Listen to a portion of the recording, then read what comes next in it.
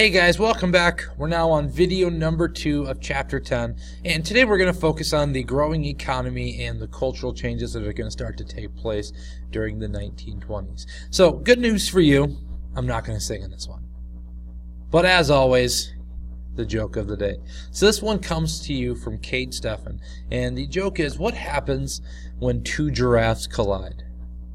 The answer, a giraffic jam. So as always, take a couple of minutes, laugh it up, but now we get back to U.S. history.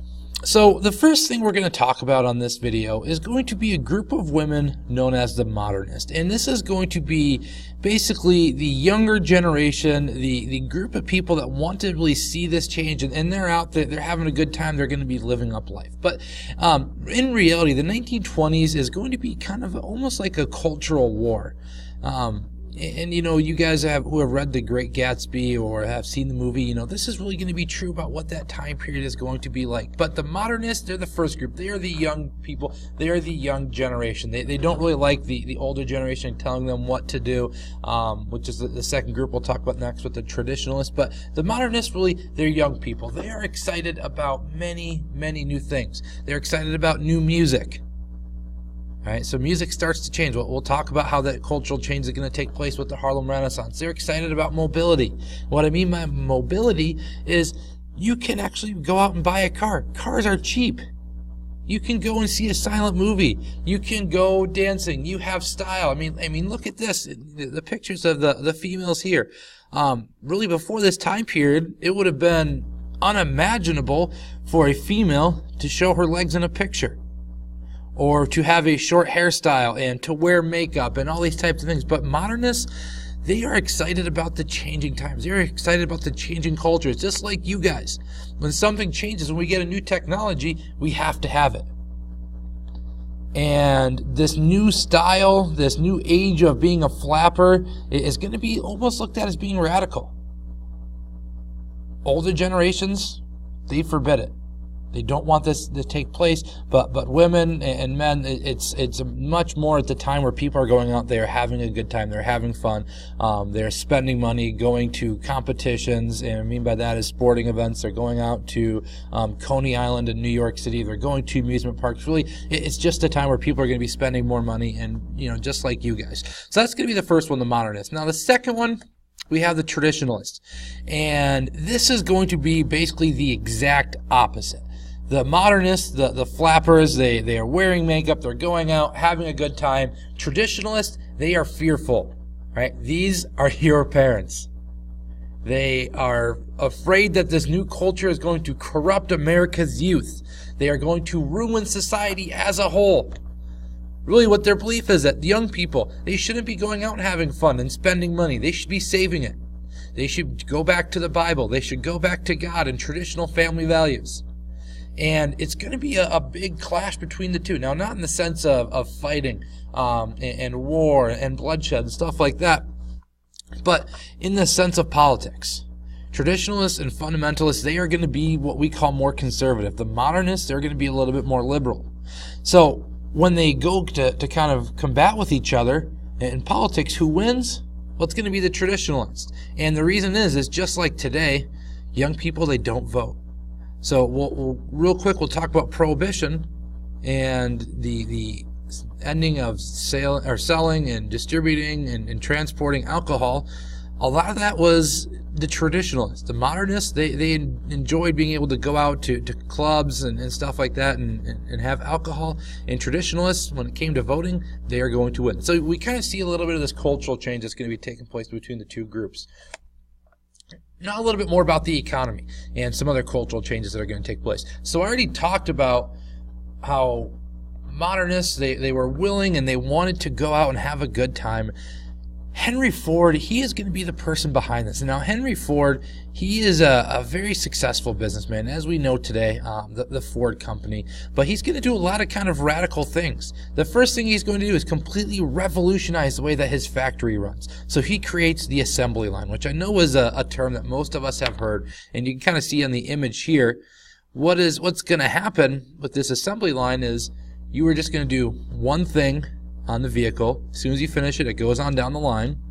Next person, does the next thing on it, and you basically are just going to do the same thing every single time. So it could be your job literally is just to put the right front wheel on, and you're just going to do that all day. Now, the reason he does this is this completely speeds up how fast it takes to get a vehicle produced. All right, it used to take 12 hours for them to be able to assemble one car.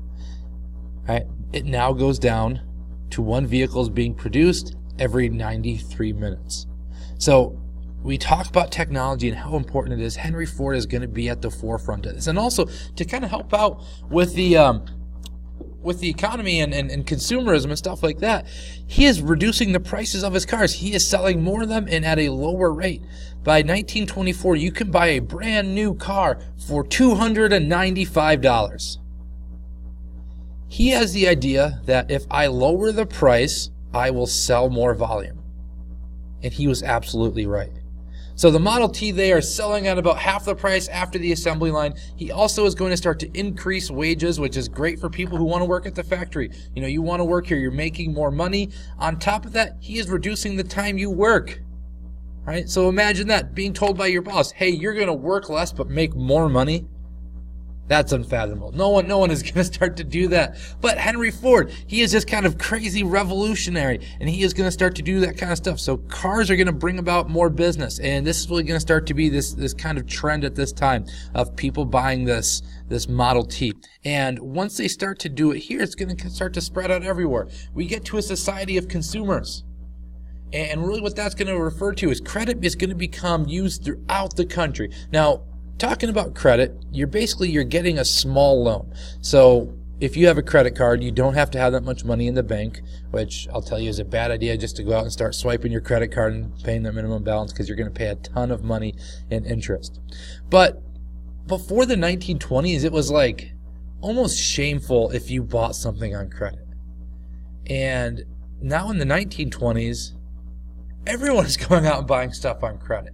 And they're going to go out, they're going to start to buy these vehicles, buy these cars. I know they're only $295, but people, they're going out and buying all these vehicles. There's actually a story or a study that came out in 1925 in Muncie, Indiana, where most people who owned a car did not have a bathtub. They did not have indoor plumbing. And when they asked them why they bought a car and they didn't have indoor plumbing, they said, I can't drive to town in my bathtub. But credit is just going to be used all throughout the country for radios, for cars, for anything that is kind of this lavish lifestyle. And the harsh reality is this is going to lead to the Great Depression with all these people buying on credit, because banks are giving out tons and tons of money. People aren't returning that money. And then when the bank closes, you just lost everything that's in your savings. But credit is going to be used throughout the country. Advertisers are also going to start to get paid to make sure that their product is going to be delivered. They're going to come up with some really crazy, far out there ways to get their points across. One example, again, if you were trying to sell a vacuum, what people would do, they would knock on the door, open up, and the vacuum salesman would throw a cup of dirt in. And the reason he would do that, oh, let me show you. I'm sorry I spilled. I'm sorry. I'm going to vacuum this up and show you just how good that this cleaning machine is going to be. But I mean, advertisers are coming up with ways to do that. People who own businesses, they're giving out tons and tons of money to salesmen. I know I keep talking about all these random stories with the 1920s, but there's another one that the top salesman, his year-end bonus is he was going to be given a turkey dinner and caviar, just this kind of lavish meal. And the person who took last place, he gave him a can of beans. And this was done in front of the entire company to tell and show who was making money for the company and who was not. But advertisers are going to be widespread. You're going to have also managers start to take over. You no longer have these executives who are going to be in charge of the day-to-day operations. They're just really kind of more large scale. So you have a managerial revolution. And when you have that managerial revolution, that means that more people are making more money. We have a rise of a middle class. We have engineers and inventions, the rise of the airline industry. All this kind of stuff is happening with the consumer revolution and this new consumer society. And with all of that, the last part of it, we have welfare capitalism, which allows for members to buy stocks in a company, which seems like a great idea. But as we talked about in class and as we played the game, stocks are inflated. And because stocks are inflated, well, the Great Depression is going to hit with the stock market collapsing. But the last thing to talk about in the video, the Harlem Renaissance.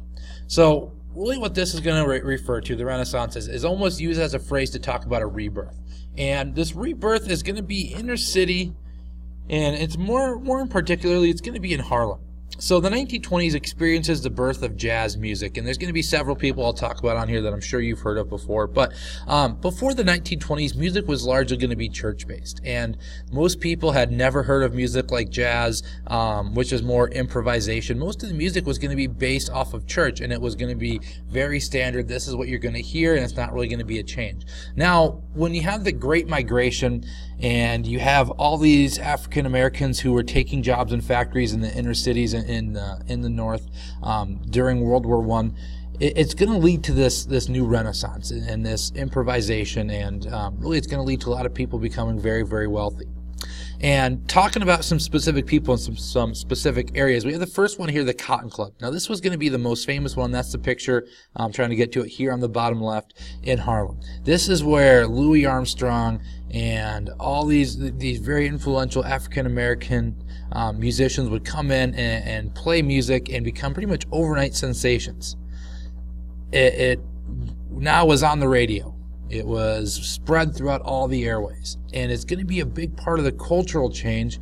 And I look at it as it's going to be one thing that's going to really help with ending segregation, because now we have white citizens and African Americans coming together to listen to music and using that kind of almost as a sense of therapy.